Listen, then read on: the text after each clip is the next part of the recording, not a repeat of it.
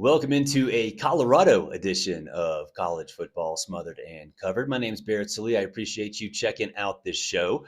If you're watching on YouTube and Rumble, you might be asking, hey, why is there a big lodge in snow behind me? Well, I've been Telluride, Colorado. I jacked up my knee.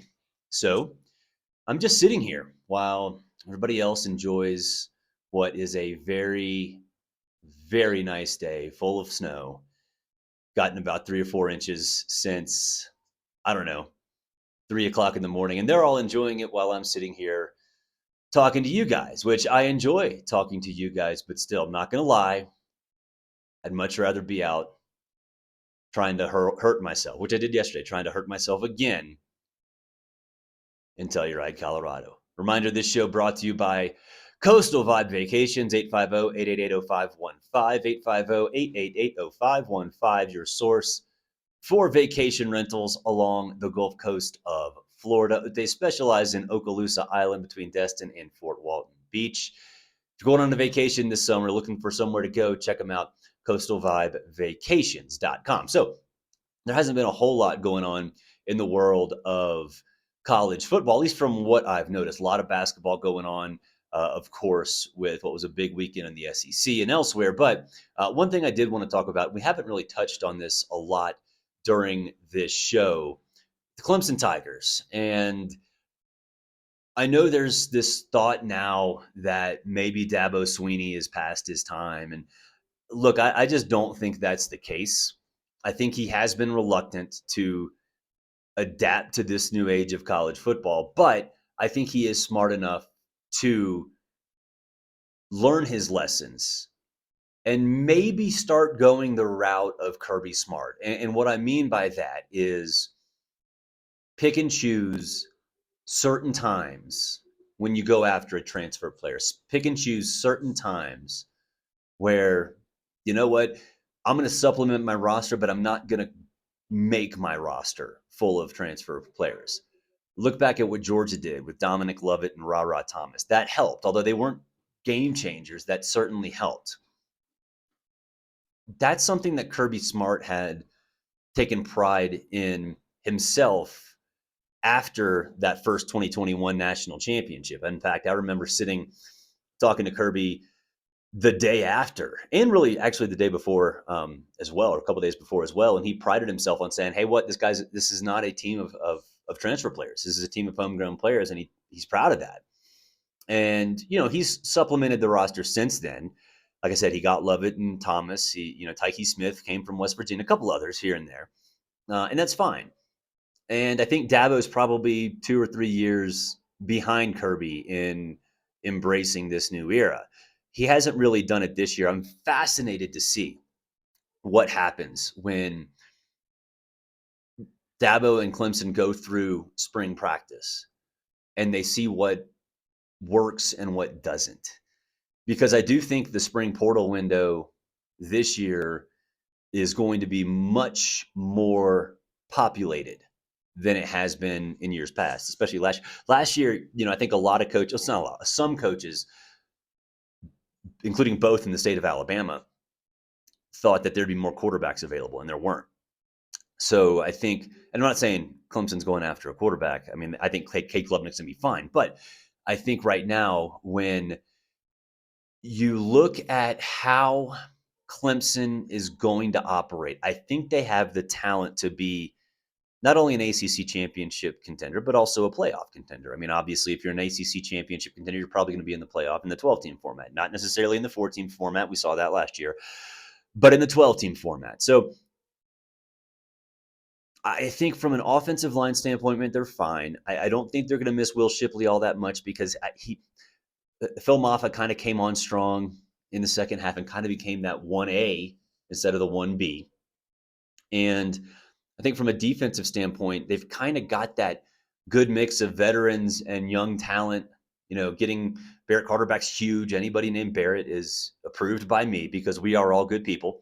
But he's going to be the leader of that defense. Secondary wise, they're pretty darn solid. So to me, I think if you look at what to expect from Dabo this spring, I think to me will tell the tale whether he's stubborn or welcoming, stubborn or modern, whether he's Jimbo Fisher or he's Kirby Smart. And I do think Clemson can get back to that national championship level, that level where, not only are they going to be a conference title contender, but a true power, a team that can not only make the playoff, but win the playoff. I think one thing in this day and era, in this day and age, we have to recalibrate our mindset a little bit, right? There have been teams in the past, Oklahoma, Michigan State, Washington in 2016 that made the 14 playoff, but you looked at them and said, you know what, they can't win it. They can make it, they can't win it. Product of good circumstances, great. Congratulations, you deserve to be there, but you can't win it. I think in the 12-team format, you're going to have to really, really welcome that idea, because in reality, and I'm not going to get on my soapbox again, you guys know how I feel about that 12-team format and how I'd rather go back to the BCS, and more on that in just a second. But there will be more teams that are good enough to make it but can't win it. And I think when we get to that point as college football fans, I think it's appropriate that we need to celebrate the accomplishment of making it and not criticize when you don't win a national championship for the majority of the teams. I don't think Clemson's going to be in that boat if Dabo gets with it. But if he doesn't, then yeah, they're going to be one of those teams that gets in, can't win it.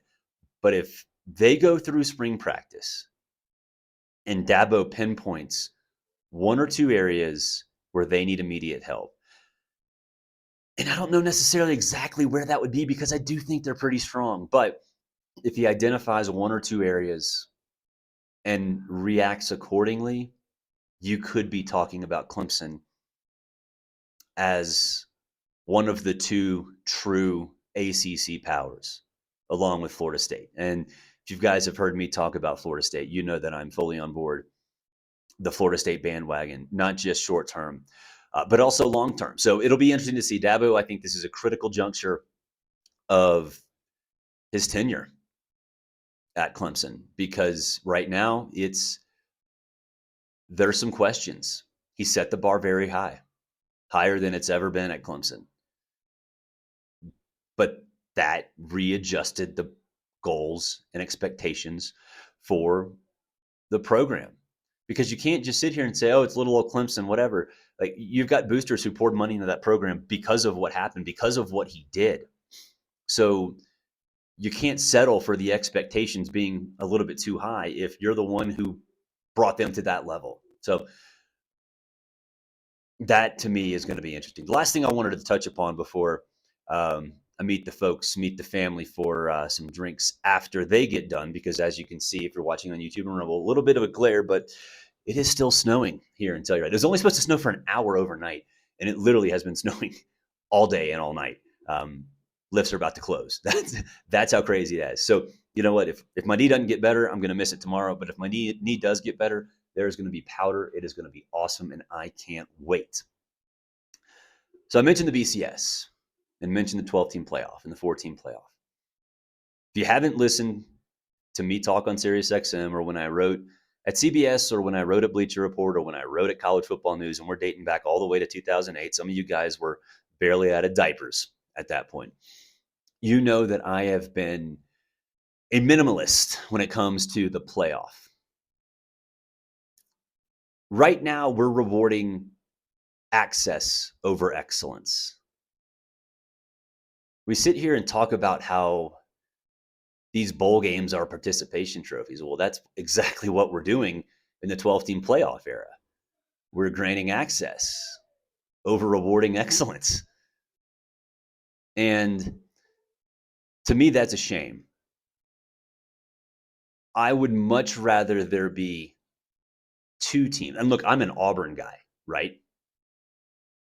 I saw Auburn get left out of the 2004 BCS championship game because Oklahoma and USC never lost. So you'd think of me, of all people, would hate the BCS. But no, that was the one time they missed it. That was the one time the BCS missed it. The definition of being a championship caliber team is not dependent on winning a conference, winning a division, winning one game. It doesn't matter. None of that stuff matters. That's why I hate divisions and conferences in every other sport. Now, they're more tolerable in those sports because they're a little bit more structure, right? You have 32 teams, you have 30 teams. You know, it's spread out around the talent spread out because you have a draft, all that other stuff, right? College football doesn't have that. It's beautifully dysfunctional, and so as a result of that, the definition of a championship caliber team or just a what a championship team is, it ebbs and flows on an annual basis. There is no definition. The season defines the definition of being a championship caliber team. And so to me, that's why I like the BCS so much, is that you go through all of this, every game matters. And I know the retort would be like, well, not every game matters because not every team has a chance to get in. Not every team has a chance to get in the 12 team playoff either. Every game matters, and every game's so big. Think about what it's like in week 2 when there's a massive, massive upset in the 2-team era or in the 4-team era. The world was over. The world was over. Even though in some cases, like in 2014 with Ohio State and Virginia Tech, Ohio State still found a way to get back. But it mattered so much. The uncertainty of the season and what it meant mattered so much. That's a feature. That's not a bug. In the 12-team era, you get a massive out-of-conference loss. Let's just say it's Texas, Michigan, whatever. Pick one. Ohio or Wisconsin, Alabama, whatever. Pick one. The reaction is going to be like, "Oh, they can still make it. They're cool. It's fine." Not only could they lose another one and potentially get in, they could lose another one, still make the conference championship game, win that, and be one of the top, what will be 5 automatic qualifiers. That's not fun. That's not good for the sport. I love the fact that games would matter so much in week 1 that you could legitimately think that cost a team a playoff spot or a BCS championship spot, but you weren't totally convinced. And then you'd go through the entire season and you'd have different reactions and you'd have different emotions to every single game. What does it mean? What doesn't it mean? But another thing about this, and I don't think this gets talked about enough, is everything's about the playoff now. Everything became about the playoff in 2014 and it hasn't stopped since then. That sucks. Because if you have a team that's in the Rose Bowl race or like TCU back when it was in the Mountain West, that mattered so much. If you had a guy that was, Baylor, RG3, they weren't a very good team. I mean, they were decent. They were pretty good. He won the Heisman Trophy. How freaking awesome was that? They had no chance to make the BCS championship game. Everybody was watching RG3. You think that happened in the 14 playoff? Not really. Once in a while, a little bit. Manziel, that 2012 year, that was pre-BCS. Think about what Manziel would have been in the 14 playoff era. They lost their first game of the season. Or first SEC game, I should say. He'd have been, yeah, he's freaking awesome, but he's kind of a secondary story. Like, now, like, that was the biggest deal all year. You know, they didn't have a chance to make the BCS championship game. Biggest deal all year. It was awesome. You don't get that. You didn't get that in the 4-team era. You don't get it in the 12-team. You won't get it in the 12-team era for sure. So, I don't know. Give me your thoughts and the likes, comments, wherever you're watching, wherever you're listening. I'm interested to hear really think about it. Don't just dig into your pre-assigned opinion. Like, think about what really matters in college football to you. Because if it's just who the national champion is, you'll probably like the playoff. I think the national championship is part of what makes college football great. And honestly, it's probably not the most important part of what makes college football great. There are so many great things about our sport. The 4-team playoff made it all about the playoff. The 12-team playoff is going to ruin it. But if you've listened on SiriusXM, you've read when I was at CBS or whatever, you know that I've kind of given up that fight. I'm a politician. I've conceded the race. I lose, you win, but I can still stand on my values. And maybe someday more people will jump on my side and fight for what's right in this world. But anyway, that does it for this Sunday. I wasn't going to do this, but I'm bored out of my mind, honestly. I was going to do a show tomorrow, but hopefully I make up for it and can actually ski tomorrow. But that'll do it for this Sunday/Monday edition of College Football Smothered and Covered. Appreciate you guys watching on YouTube, Rumble, listening on Apple, Spotify, all those places. It's been great to do this show. It means a lot to me that you guys have responded in the way that you have responded. So that's why I'm doing this, because I'm giving you what I think that you want. And it's been fun. So anyway, y'all have a good Sunday/Monday, and hopefully I don't tear what feels like a torn up knee right now, but we'll see what the doctor says when I get back. Have a good day.